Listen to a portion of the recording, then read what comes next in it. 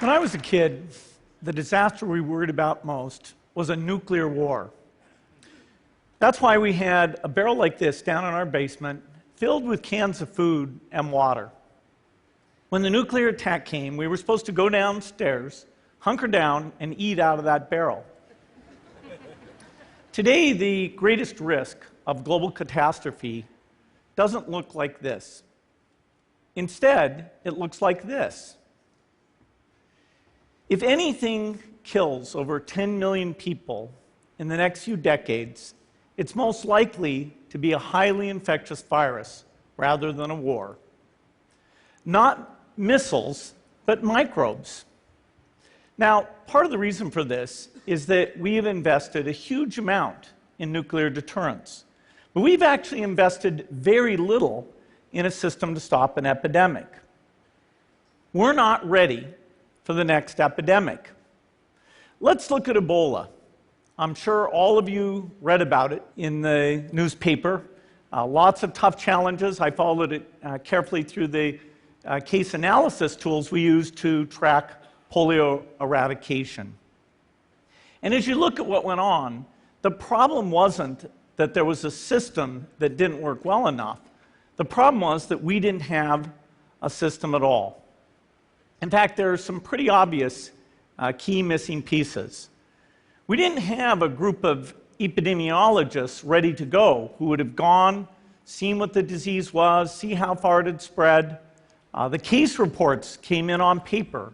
It was very delayed before they were put online, and they were extremely inaccurate. We didn't have a medical team ready to go. We didn't have a way of preparing people. Now, Médecins Sans Frontières did a great job orchestrating volunteers, but even so, we were far slower than we should have been getting the thousands of workers into these countries. And a large epidemic would require us to have hundreds of thousands of workers. There was no one there to look at treatment approaches, no one to look at the diagnostics, no one to figure out what tools should be used.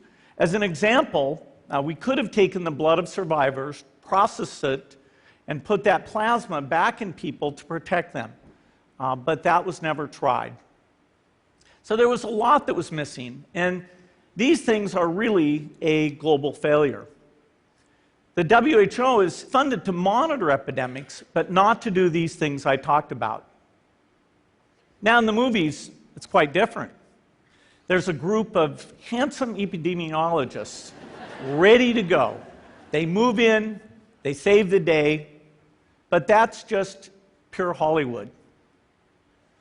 The failure to prepare could allow the next epidemic to be dramatically more devastating than Ebola.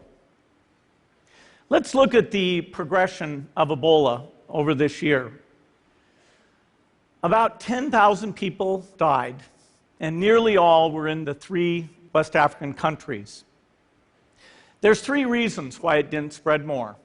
The first is there was a lot of heroic work by the health workers. They found the people and they prevented more infections.